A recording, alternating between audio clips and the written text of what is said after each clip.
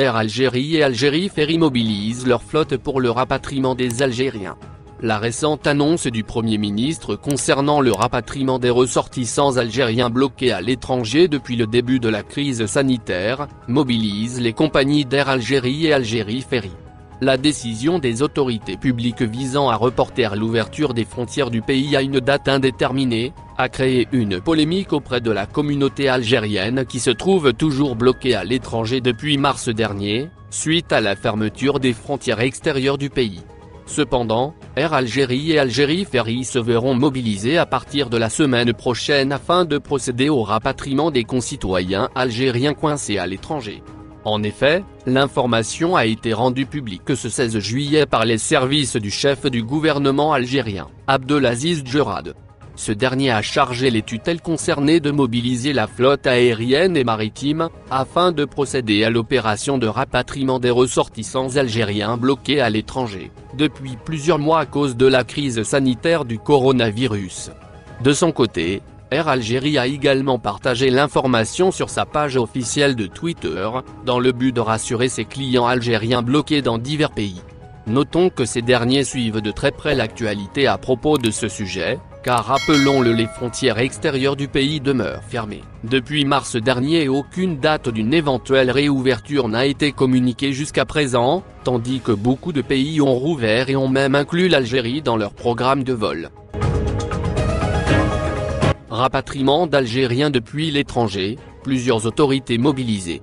Par ailleurs, l'instruction du Premier ministre a imposé des mesures de prévention strictes afin d'éviter un quelconque risque de transmission du dit virus. Ainsi, la mobilisation des établissements hôteliers s'ajoute également aux dispositions prises dans ce sens. Ceci afin d'accueillir les personnes rapatriées durant la période de quatorzaine sanitaire. D'ailleurs, parmi les ministères réquisitionnés dans cette opération figure le ministère du Tourisme. Toutefois, le communiqué de la tutelle a précisé que cette nouvelle opération de rapatriement qui sera engagée la semaine prochaine, privilégiera en premier lieu les familles, ainsi que les personnes ayant effectué des déplacements à des fins médicaux, sans oublier les étudiants algériens, désirant rentrer au pays. Concernant les modalités de réservation et autres, les services de l'exécutif ont indiqué que les représentations diplomatiques et consulaires de l'Algérie à l'étranger seront mobilisées tous les jours de la semaine pour l'encadrement de cette opération, et pour assister et aider les citoyens concernés jusqu'à leur retour au pays.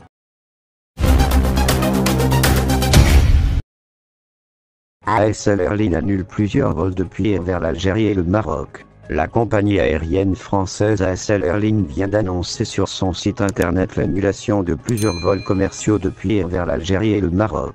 Les vols commerciaux depuis et vers l'Algérie sont annulés jusqu'au 15 août, écrit ASL Airlines. Cependant, la compagnie continue à assurer des vols spéciaux au départ d'Alger, d'Annaba et de Béjaïa, et ce jusqu'au 29 juillet inclus. Il est à noter que les frontières algériennes restent fermées jusqu'à nouvel ordre, et que seuls les vols de rapatriement sont autorisés. Au Maroc, les frontières sont ouvertes à titre exceptionnel pour permettre aux étrangers de rejoindre leur pays, et aux Marocains de rentrer. Mais seuls Royal Air Maroc et Air Arabia sont autorisés à effectuer des vols. Les vols commerciaux de ASL Airlines depuis et vers le Royaume à départ de Paris-Charles de Gaulle sont annulés jusqu'au 10 août.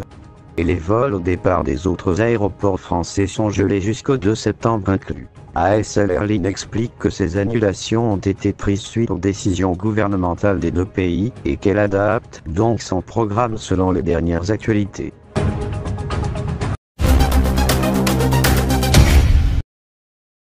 Algériens rapatriés depuis l'étranger, l'État débloque 3 milliards de dinars. L'assiette économique de l'État couvre la prise en charge des rapatriés algériens, en allouant 3 milliards de dinars pour les missions de rapatriement. D'après le décret présidentiel, inscrit au journal officiel numéro 39, une prévision monétaire prévue par l'État algérien, pour la prise en charge des rapatriés algériens, depuis l'étranger. La dite indication retrouvée dans la nomenclature du budget de fonctionnement approprié au ministère de l'Intérieur, indique qu'un crédit estimé à 3 milliards de dinars est octroyé pour la mission susmentionnée, a rapporté le média Algérie Echo.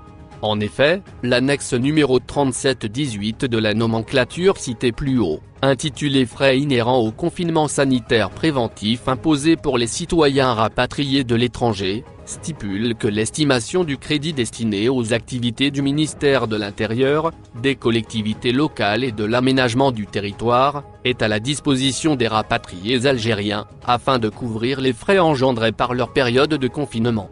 Notant bien que la quatorzaine d'isolement des rapatriés algériens nécessite la mobilisation des complexes hôteliers et de tout leur staff, et d'un corps médical qualifié afin de surveiller l'état de santé des confinés en cette sensible période de mise en quarantaine. Algériens rapatriés, l'État relance les missions de rapatriement. De nombreux Algériens coincés à l'étranger attendent impatiemment leur rapatriement pour regagner leur terre natale. À cet égard, Abdelaziz Djrad a annoncé que des vols spéciaux de rapatriement se lanceront à partir de la semaine prochaine, a révélé Algérie Echo. De ce fait, et afin d'accueillir les rapatriés dans les conditions sanitaires requises, le Premier ministre a chargé divers ministères de cette responsabilité. À cet égard, le ministère des Affaires étrangères, de l'Intérieur, des Transports ainsi que du Tourisme devront rallier leurs compétences pour remplir la dite mission, dans l'optique de garantir un séjour confortable, dépourvu de risques épidémiologiques. Ceci étant dit, et malgré la décision souveraine de fermeture des frontières, ces dernières s'ouvriront exceptionnellement, afin de secourir les Algériens bloqués à l'étranger vivant dans des conditions peu supportables. Notons bien que primauté donnée aux personnes hospitalisées, aux familles ainsi qu'aux étudiants, dont les services consulaires contacteront via SMS ou par courrier électronique, pour confirmer leur vol. Taux de change. Hausse du dinar sur le marché noir et chute record sur le marché officiel. Les cours du dinar algérien ont connu une légère hausse sur le marché noir face aux devises étrangères, notamment l'euro. Ce jeudi 16 juillet, la monnaie européenne s'échange à 190,5 dinars à l'achat et à 192,5 dinars à la vente. En revanche, sur le marché officiel, la monnaie nationale a connu une nouvelle chute record. Le dollar s'est effondré face au dinar. Il s'échange à 166 dinars à l'achat et à 168 dinars à la vente. Le dollar canadien a aussi légèrement reculé. Il est échangé à 120 dinars à l'achat et à 123 dinars à la vente. Quant à la livre sterling, elle demeure la monnaie la plus cotée sur le marché. Elle est échangée à 212 dinars à l'achat et 216 dinars à la vente. Concernant les monnaies du Maroc et de la Tunisie, leur valeur reste toujours plus élevée par rapport au dinar algérien, avec un dinar tunisien à 58 dinars à l'achat et 60 dinars à la vente, et un dirham marocain à 16 dinars à l'achat et 17 dinars à la vente. Chute record du dinar sur le marché officiel.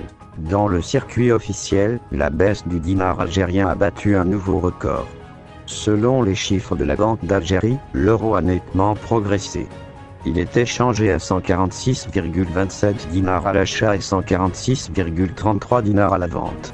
Concernant le dollar, il connaît une très légère baisse avec un taux de change de 128,37 dinars à l'achat et 128,38 dinars à la vente. La valeur des monnaies marocaines et tunisiennes, quant à elle, est toujours élevée avec un dirham marocain à 13,40 dinars à l'achat et 13,41 à la vente, et un dinar tunisien coté à 45,30 dinars à l'achat et à 45,76 dinars à la vente.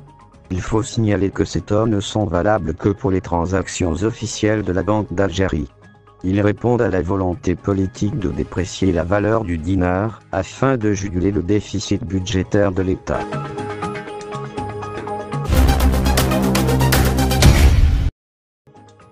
Algérie, Ahmed Ouyaya et Abdelmalek Seal contaminés au coronavirus. Les deux ex-premiers ministres Ahmed Ouyaya et Abdelmalek Seal, hospitalisés depuis samedi 11 juillet, seraient contaminés par la Covid-19. Rapporte le journal Éloitant dans son édition de ce jeudi 16 juillet. Cependant, les deux anciens hauts responsables de l'État ne seraient pas en danger, selon leurs avocats cités par le journal. La même source fait savoir qu'Ahmed Ouyaya aurait été contaminé lors de l'enterrement de son frère Laïfa, au cimetière Garidi, à Alger. Elle ajoute qu'Ahmed Ouyaya, ayant partagé le même box au tribunal avec Abdelmalek Seal, a contaminé ce dernier.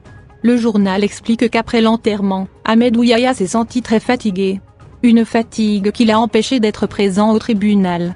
48 heures après, des signes de contamination sont apparus sur lui. Son état de santé ainsi que celui de Abdelmalek Seal se sont dégradés. Ils ont été transférés dans l'hôpital où ils ont été testés positifs au coronavirus. Les autorités pénitentiaires ont, alors, décidé d'isoler les détenus qui étaient en contact avec Ahmed Ouyaya et Abdelmalek Seal. Ainsi, Youssef Yosfi et Farouk Boudraha, qui sont transférés à l'hôpital, ont été isolés. La même source affirme que l'état de santé de ces prisonniers est en nette amélioration. Cette information est claire sur l'hospitalisation des deux anciens premiers ministres. Elle intervient à quelques jours des révélations d'Ahmed Ouyaya sur son état de santé. L'ancien Premier ministre avait révélé qu'il souffrait d'un cancer qu'il avait découvert en mars 2019, immédiatement après son départ du gouvernement. J'étais très fatigué après ma maladie, et cela a coïncidé avec la période d'enquête. J'ai été fréquemment transféré entre le tribunal de Sidi Mamed et la Cour suprême pour les enquêtes, avait-il fait savoir. Dis-nous ce que vous pensez et laissez vos avis dans un commentaire. Abonnez-vous et partagez la vidéo. Merci pour votre attention, et n'oubliez pas de rejoindre la communauté Actuelle Info, ça fait plaisir de vous voir un nouveau membre.